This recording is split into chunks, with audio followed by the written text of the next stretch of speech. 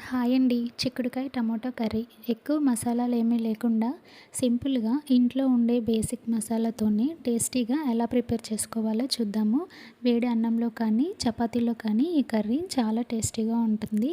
వీడియోనైతే కంప్లీట్‌గా చూడండి. ఇప్పుడు లేట్ చేయకుండా ప్రాసెస్ ఏంటో చూసేద్దాం. స్టవ్ పై ఒక పాన్ పెట్టుకుని పాన్ హీట్ అయ్యాక అందులో ఒక టేబుల్ స్పూన్ ఆయిల్ వేసుకోవాలి. ఆయిల్ వేడెక్కాక అందులో పావు టీ స్పూన్ వరకు జీలకర్ర వేసుకుని, జీలకర్ర కొంచెం రంగు మారాక అందులో ఒక పెద్ద సైజ్ ఆనియన్ లేదా 2 మీడియం సైజ్ ఆనియన్ని ఈ విధంగా సన్నగా కట్ చేసుకొని వేసుకోవాలి.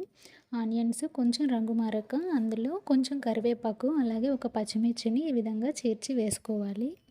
ఆనియన్స్‌ని గోల్డెన్ కలర్ వచ్చే వరకు ఫ్రై చేసుకొని అందులో ఒక టీ స్పూన్ అల్లం వెల్లుల్లి పేస్ట్ వేసి బాగా మిక్స్ చేసుకోవాలి. ఇప్పుడు ఇందులోకి ఒక పెద్ద టమాటోని ఇలా ముక్కలుగా కట్ చేసుకొని వేసుకోవాలి. టమాటోని గరిటెతో మ్యాష్ చేసుకుంటూ కలుపుకోవాలి. ఇప్పుడు ఇందులోకి ఒక టీ స్పూన్ సాల్ట్, పావు టీ స్పూన్ పసుపు, అలాగే 1.5 టీ స్పూన్ కారం వేసుకోవాలి. మీరు కారం కనుక కొంచెం ఎక్కువగా తింటే 2 టీ స్పూన్లు వేసుకోవచ్చు. అలాగే 1 టీ స్పూన్ ధనియా జీరా పౌడర్ కూడా వేసుకోవాలి. ఇప్పుడు వీటన్నిటిని ఒకసారి బాగా మిక్స్ చేసుకొని ఇప్పుడు ఇందులోకి ముందుగానే బాయిల్ చేసి పెట్టుకున్న చిక్కుడుకాయ ముక్కల్ని వేసుకోవాలి. ఇవి 250 గ్రామ్స్ ఉన్నాయి. అంటే పావు కిలో చిక్కుడుకాయలని నేను ముందుగానే కొంచెం సాల్ట్, పసుపు వేసి బాయిల్ చేసి పెట్టుకున్నాను. ఇప్పుడు వీటిని మిక్స్ చేసుకొని 1 నిమిషం పాటు మూత పెట్టుకొని కుక్ చేసుకోవాలి. ఆ తర్వాత ఇందులోకి ఒక హాఫ్ గ్లాస్ వరకు వాటర్ని యాడ్ చేసుకుంటున్నాను. ఈ వాటర్ మీ కన్సిస్టెన్సీకి తగినట్టుగా వేసుకోవచ్చు.